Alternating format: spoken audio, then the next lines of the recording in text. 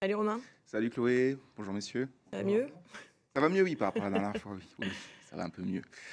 Alors, est-ce que vous vous êtes déjà demandé ce qu'il se passerait si vous vous faisiez passer pour un malade mental alors que tout va bien? Vous me répondrez évidemment que non, hein, justement parce que tout va bien là-haut. Eh bien, dans les années 70, il y a un homme qui non seulement était assez fou pour se poser cette question, mais qui en plus l'a expérimenté, donnant naissance à une expérience sociale marquante qui a remis en question les fondements de la psychiatrie, aujourd'hui connue sous le nom de l'expérience de Rosenhan. Rosenhan étant le nom du psychologue qui a mené cette expérience.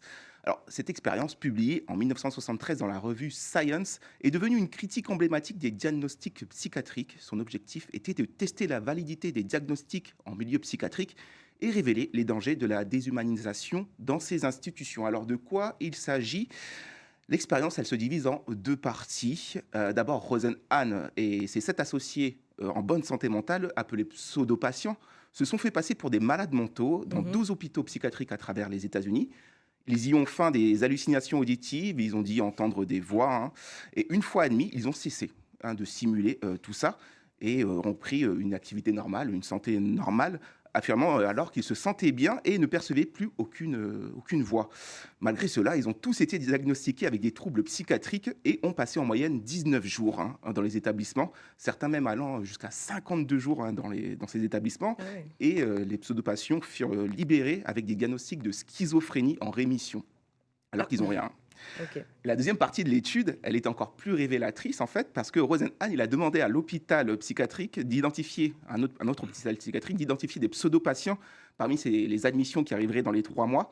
Et sur les 193 patients examinés dans cette période-là, 41 ont été considérés comme des imposteurs et 42 étaient suspects de l'être, hein. Mais le twist, c'est que Rosenhan, il avait envoyé 0 patient en fait. Ah oui. Donc voilà, des personnes ont été accusées alors que c'était certainement des patients authentiques, quoi. Mhm. La boulette, alors les résultats de l'expérience ont mis en lumière les problèmes majeurs, hein, l'incapacité du personnel à distinguer les personnes saines et malades et les dangers de l'étiquetage. Les observations des pseudo-patients ont révélé une déshumanisation marquée avec une invasion de leur vie privée et un manque d'interaction humaine avec le personnel. Ce personnel même qui parfois interprétait souvent leur comportement normal comme étant un symptôme d'une maladie qui n'existe pas. Mhm. L'expérience a suscité une grande controverse dans le milieu, hein. Certains ont argumenté que le diagnostic psychiatrique est surtout basé sur des symptômes visibles et que c'est plutôt difficile de détecter quand on simule une maladie mentale. Et Oui. d'autres ont suggéré, hein, que les résultats étaient falsifiés ou du moins voilà, embellis, hein, pour soutenir cette expérience.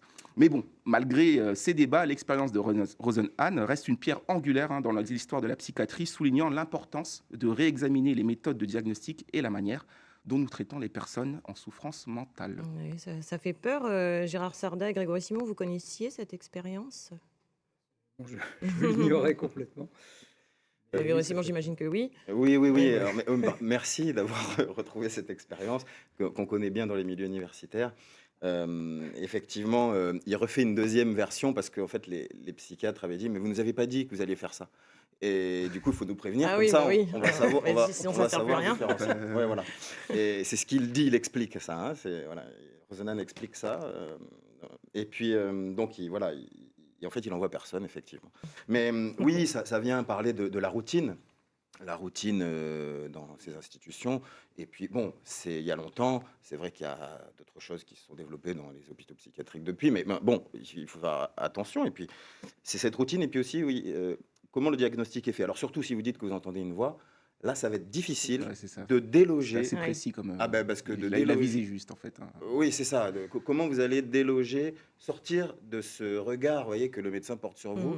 Mhm. Et ça pose toute la question de euh, comment on va s'intéresser aux personnes, et pas avoir, vous voyez, des théories diagnostiques dans la tête Oui. pour les Mhm. catégoriser. Et comment on s'intéresse aux personnes. Ça, la psychiatrie sociale le fait bien, mais elle n'est pas développée.